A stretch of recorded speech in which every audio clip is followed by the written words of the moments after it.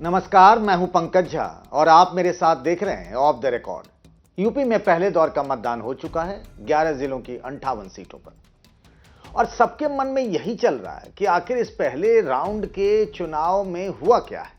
आखिर यूपी में हवा किसकी बह रही है। लोग इसीलिए जानने को बेताब हैं क्योंकि पहले राउंड से ही चीजें साफ हो जाती है कि जो पहले राउंड में हुआ है उसका मैसेज धीरे धीरे धीरे धीरे आखिरी राउंड तक चला जाता है और फिर यूपी चुनाव के नतीजे कुछ उसी तरीके के होते हैं। मोदी सरकार में मंत्री अनुराग ठाकुर ने वाराणसी में कहा कि कैराना से लेकर काशी तक बीजेपी की हवा बह रही है। अब से कुछ देर पहले प्रधानमंत्री नरेंद्र मोदी ने पटियाली की जनसभा में कहा कि बीजेपी की सरकार फिर से बन रही है। चुनाव खत्म होते ही अखिलेश यादव ने बरेली में प्रेस कॉन्फ्रेंस करके कहा कि 10 मार्च को नतीजे नहीं आ रहे, नतीजे तो 10 फरवरी को ही आ गए। यानी दावे सबके हैं कि सरकार उन्हीं की बन रही है। जयंत चौधरी का भी यही दावा है। कुल मिलाकर स्थिति स्पष्ट नहीं हो पा रही है। समाजवादी पार्टी के लोग कह रहे हैं कि जो 58 सीटों पर मतदान हुआ है ना, उसमें उनको बढ़त मिली है। अब मैं क्यों लोग परेशान है इस बात को जानने के लिए। देश भर से कई लोगों ने, नेताओं ने, अफसरों ने, दूसरे लोगों ने, यहां तक कि नेपाल से लोगों ने मुझे फोन किया ये जानने के लिए कि भाई आखिर पहले राउंड में क्या हुआ, क्योंकि पहले राउंड में जो हुआ ना वही बाद में होगा, ये माना और जाना जाता है। 2007 में भी यही हुआ, 2012 में भी यही हुआ और 2017 में भी हुआ। क्या 2022 में भी यही हो रहा है? और वो इसीलिए भी कि 2013 के मुजफ्फरनगर दंगों के बाद पश्चिमी यूपी में बीजेपी एक बहुत मजबूत ताकत बन गई।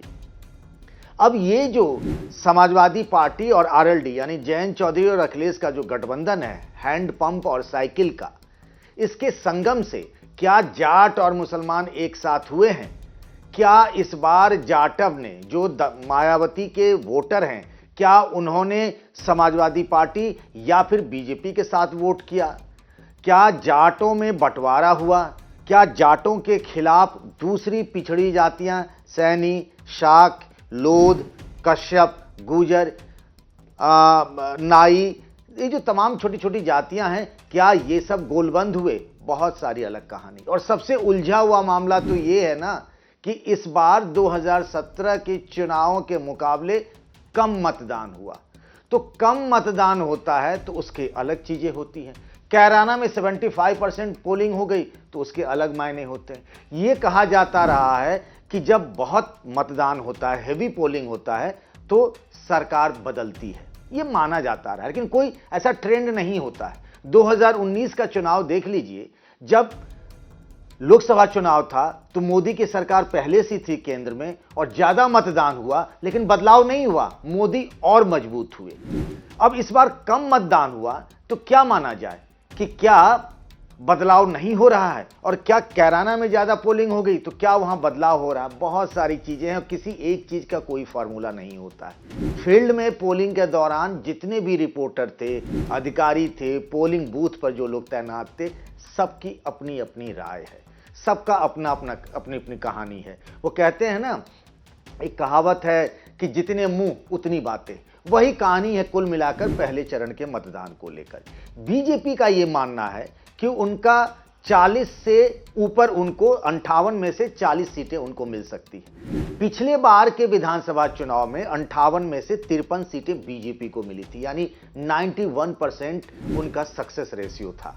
2 सीटें बीएसपी को मिली थी और 2 ही सीटें समाजवादी पार्टी को मिली थी और 1 सीट आरएलडी के खाते में गई थी। गाजियाबाद, गौतम बुद्ध नगर, मुजफ्फरनगर, बागपत, शामली, आगरा, इन सब जगहों पर चुनाव हुए। मथुरा में भी। अब जो कहानी मुजफ्फरनगर की है उससे ठीक अलग कहानी गाजियाबाद की है। जो कहानी गाजियाबाद की है वो कहानी बागपत की नहीं है। तो बड़ा अलग अलग है। अब शहरी इलाकों में कम पोलिंग हुआ, ग्रामीण इलाकों में अधिक पोलिंग हुआ। शहरों में कहा जाता है बीजेपी मजबूत है।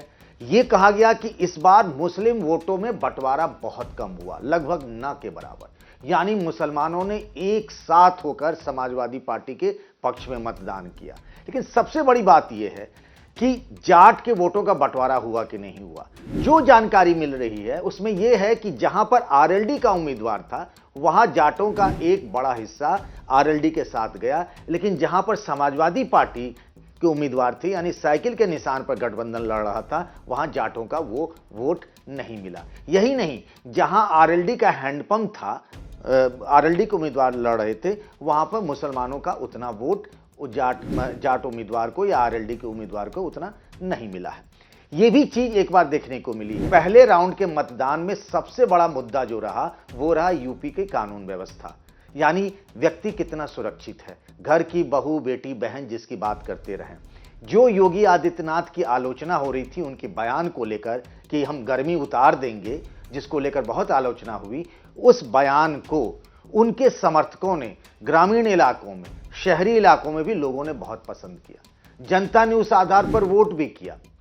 और ये जो लॉ एंड ऑर्डर का मुद्दा है उसके कोर में ना आखिर में हिंदुत्व आता है। ये भी सुनने में आया है, लोगों की राय है, जो लोग ग्राउंड पे मौजूद हैं उनसे बात करके पता चला कि जब मुस्लिम समाज ने एकमुश्त होकर समाजवादी पार्टी और आरएलडी के लिए वोट किया तो उसका रिएक्शन हुआ है। हम ये कहते रहते हैं कि एक्शन का रिएक्शन भी होता है। मुसलमानों को गोलबंद होते देखकर यह भी कहा जा रहा है कि मायावती के वोट बैंक में दरार पड़ी है। उनमें पहले ही दलित में एससी एक तरफ हो गए थे, उनकी जो वोट है ना जाटव, और उसके मुकाबले में खटीक, सोनकर, वाल्मीकि ये सब पहले ही भारतीय जनता पार्टी में चले गए थे। और इस बार ये भी हुआ है कि कुछ जाटव जो यूथ हैं, खासतौर से शहरी हैं, उन लोगों ने इस बार बीजेपी के पक्ष में मतदान किया है।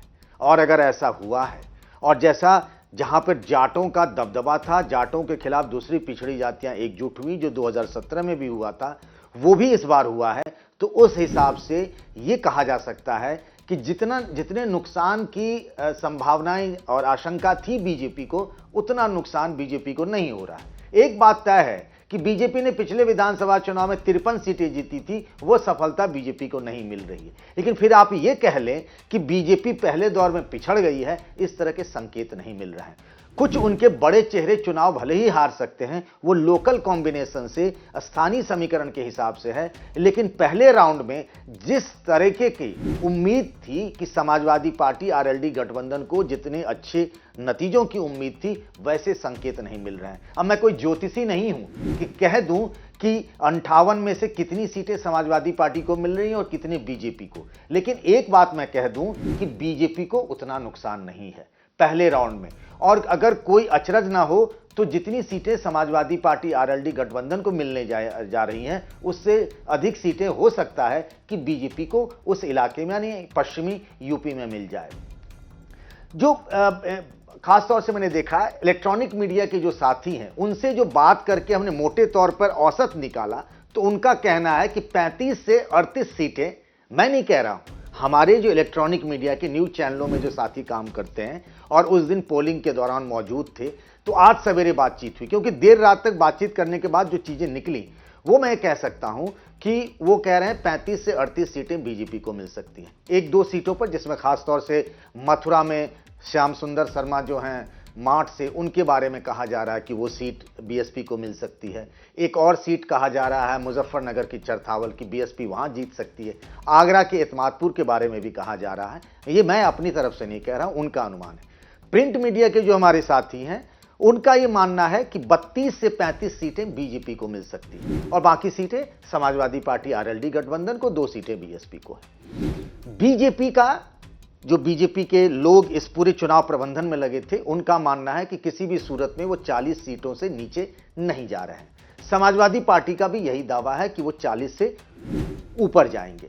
अब सबकी नजर होगी सेकेंड राउंड में। सेकेंड राउंड भी बहुत क्रिटिकल है बीजेपी के लिए, क्योंकि कई इलाके हैं, रामपुर, मुरादाबाद, संभल, ये सब वो इलाके हैं, बिजनौर जैसे, जहां मुसलमानों की आबादी 40 से 55% तक है। और इसीलिए बीजेपी ने इस अपने दूसरे फेज के लिए अलग रणनीति बना ली है। तो आज के लिए बस इतना ही, फिर किसी नए मुद्दे के साथ आपसे मिलेंगे, तब तक अपना ख्याल रखिएगा।